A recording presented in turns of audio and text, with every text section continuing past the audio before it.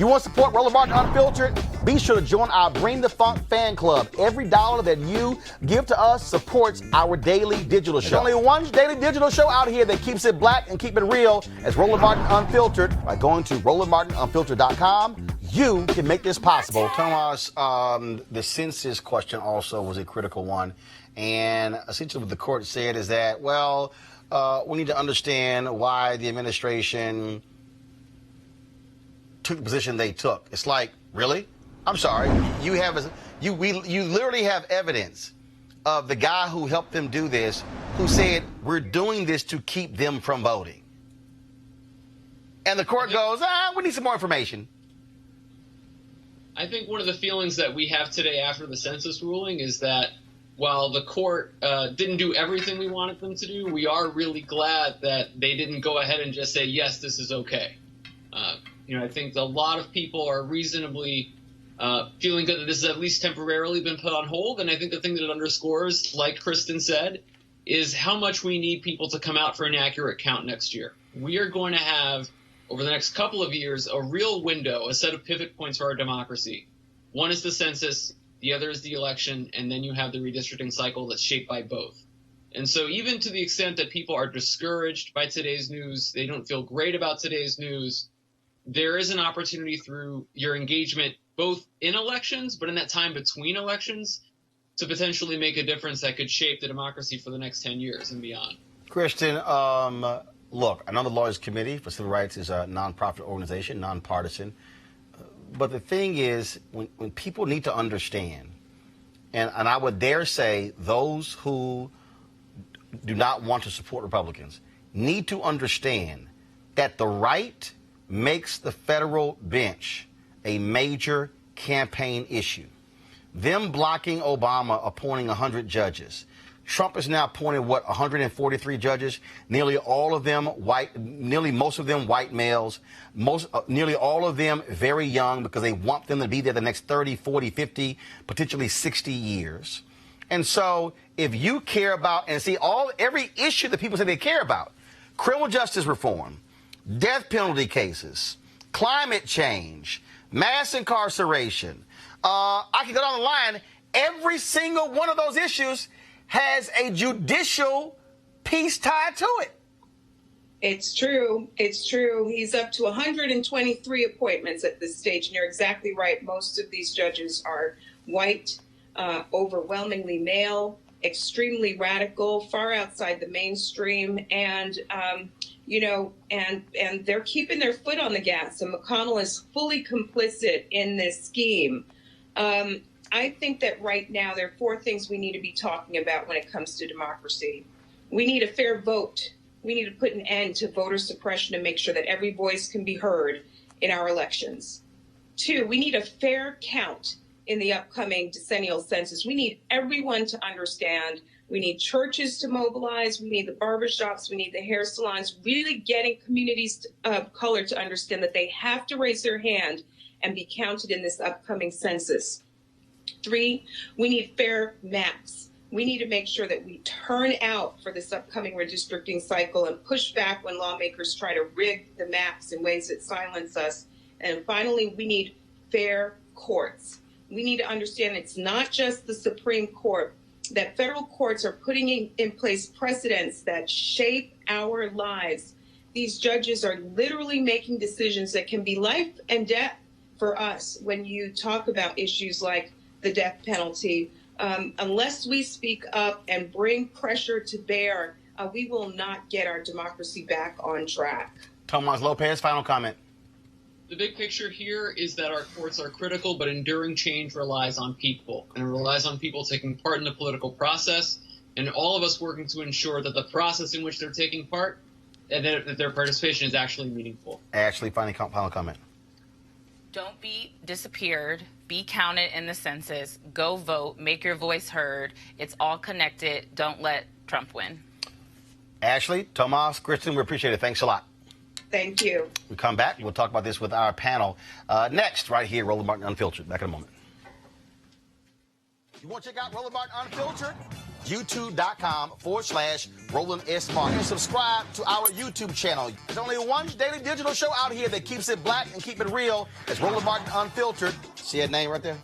Roland Martin Unfiltered. Like, share, and subscribe to our YouTube channel. That's youtube.com/Roland S. Martin. And don't forget to turn on your notifications so when we go live, you'll know it. If you want to support Roland Martin Unfiltered, be sure to join our Bring the Funk fan club. Every dollar that you give to us supports our daily digital show. There's only one daily digital show out here that keeps it black and keep it real. As Roland Martin Unfiltered. Support the Roland Martin Unfiltered daily digital show by going to RolandMartinUnfiltered.com. Our goal is to get 20,000 of our fans contributing $50 each for the whole year. You can make this possible.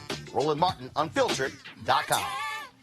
All right, folks, our Unfiltered panel, Quadricos Driscoll, adjunct professor at the George Washington University, Lauren Victoria Burke, NNPA, Dr. Greg Carr, chair, Department of Afro-American Studies, Howard University.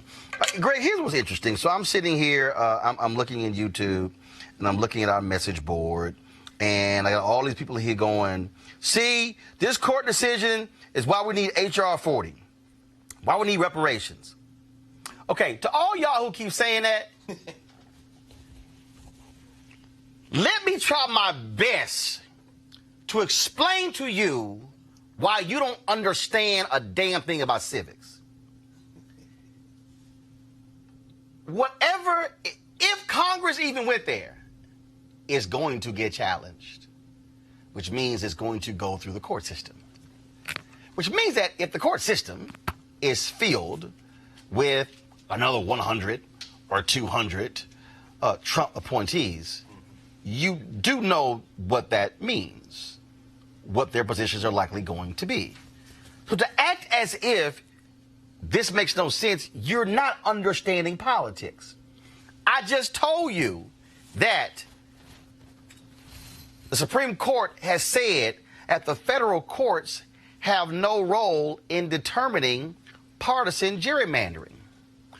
Okay, oh foolish ones. What that means is, if you want to now deal with partisan gerrymandering, you must now deal with state Supreme Courts.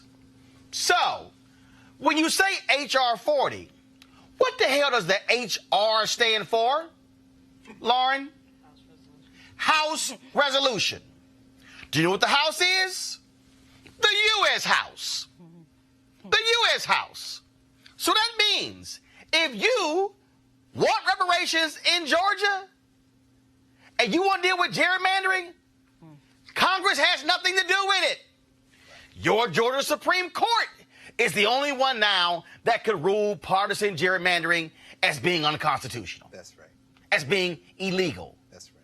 Against the state constitution. That's right. If you're in North Carolina or Mississippi or Alabama or Tennessee or Georgia, if you're in North Carolina, if you're in South Carolina, if you're in Florida, if you're in Texas, if you're in Arkansas, the federal courts are no longer the place to go to deal with gerrymandering. That's right. So I need y'all who want to just keep throwing out H.R. 40, reparations, to understand that if you don't have individuals in the legal system, on the bench, who might affirm that, you're not going to get it. It all goes together. And that is what is just nuts to me, Greg. While we got these, in the words of my man Denzel in American Gangster, okay, and I'm going to say it, is these Simple Simon motherfuckers Simple Simon, who don't understand basic civics and how H.R. 40 ain't got jack to do with what happens in your state. That's right. When it comes down to gerrymandering. No, sir. Well, they don't teach civics in the high schools anymore, right, brother. So, you know, they're not alone. They're not alone. Our people suffer for a lack of knowledge. Every time I cringe when I hear any of our brethren or sisters talk about our democracy. We've never had a democracy. I'm encouraged by today's rulings, quite frankly. John Roberts, who has always been a joke of sorts, is trying desperately to hold on to the threadbare legitimacy of the federal bench in the Supreme Court. That's why he postponed the census question until they have an issue that is justicable. Because, see, what they didn't have before them today was the right case. Exactly. And that case is now going to work its way through the courts. Right. The census issue involved Title III standing. I think about the Title III briefs of Amari Obedelli from the Republic of New Africa. He and his brother Gaidi Obedelli, that talked about the fact that African people in this country were never asked whether or not we wanted to be citizens or not between the 13th and 14th Amendment. It may seem a little out there, but what you're speaking to, Roland, is something that Minister Farrakhan addressed on Saturday night. We were all together at the National Coalition of Blacks for Reparations in America, the NCOBRA conference in Detroit. And he said, you know, they stole an election from the sister in Georgia. And they stole one from the brother in Florida. Of course, talking about Stacey Abrams, talking about Andrew Gillum. But he said, we can control some of these states. And if we control some of these states, we've got enough great lawyers who can be judges in these states. And so when you're talking about what essentially Samuel Alito lost his mind because he couldn't figure out a way to get at the Pennsylvania Supreme Court when they knocked that precisely out, you know, but because the states are not the federal government. I'm encouraged today for this reason. When Charlie Houston and Constance Baker Motley and Thurgood Marshall and them fought against these racists in the 1930s, 40s, 50s, and 60s, which laid the foundation for that great civil rights legislation that Jeff Sessions and Bill Barr and all these open white supremacists like this racist Mitch McConnell have bristled at trying to roll back. When I hear our friends say, you know, this is an attack on our democracy and was a blow against our democracy, I kind of laugh inside. The United States of America isn't guaranteed to exist as a country.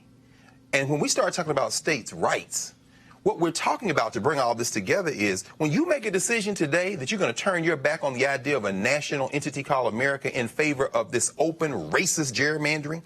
They say racial gerrymandering is illegal, but political gerrymandering is okay. But John Roberts, in all of his infinite wisdom, this joke, seems to have forgotten that the whole line of gerrymander cases, Shaw versus Reno, and all the cases that come through have been founded in the idea that much of what is called a political gerrymander is really a racial gerrymander. And what had happened in North Carolina was so blatantly racist that the lower court said that this is, in fact, a racial gerrymander. John Roberts thinks he did something cute today, but what he did was pull the thread on perhaps the ending of the federal polity. Let's just control some states and let this thing pass called the United States. And that's the piece, Lauren, that again, look, first of all, if Constitution about states' rights, federal rights. Mm-hmm. Yeah. Okay. Yeah. So what John Roberts basically said is the federal courts have no place in determining this, which now means Right. state Supreme Court. Right. You're now the final decider of this. Well, all true. I agree with it all, but you have to understand too that even when you have power and when you have the right people in place, you have to act on that power. And unfortunately, the Democratic Party has not figured that out yet, as we saw with Merrick Garland and Gorsuch, where you had the right people in place. You had a Democratic president. You have everybody awake. And yet, you know, because the Republicans are better at wielding power when they have it and shameless about it when they wield it. You see what's happening with Donald Trump, right? He wanted to put a question on the census. Now, keep in mind, it's in the Constitution, obviously, we have to count everybody. Now he's talking about delaying the census over this. It's shameless, it's gangster, it's right out in front. Right. And you still have the Democrats, and that's unconstitutional. You have the Democrats trying to figure out whether or not they want to bring up impeachment or not, trying to figure out basically whether or not they want to wield power. So at some point, because they're starting to get extrajudicial, right? So we are in a space where even when we have the right people in place, if you don't wield that power, none of that matters. All right, so the Democratic Party needs to fight fire with fire. Quadricos, do you like today's Supreme Court ruling? I have sort of mixed opinions, but essentially I agree with everything Brother Greg said. I mean, this is just it's racial gerrymandering. I think on the census question, particularly, you know, the court kicked it back to the lower courts, right? It's a murky decision. And I love how he phrased it. He thought it was doing something cute, but he kicks it back to the courts, to the lower courts. He says, I agree with certain parts, I disagree with other parts, and so here we left. Furthermore, this administration said he's going to delay the census.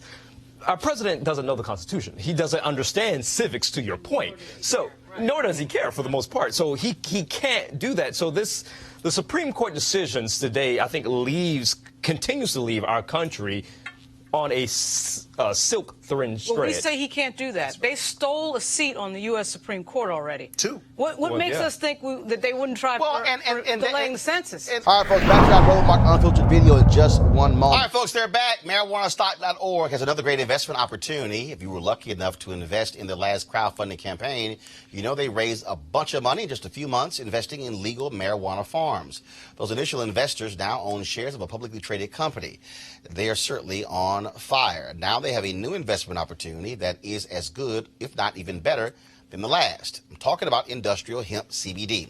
For those who don't know, the hemp plant is the cousin to marijuana with a much higher concentration of CBD, which means hemp CBD gives you all the medical benefits of marijuana without getting you high.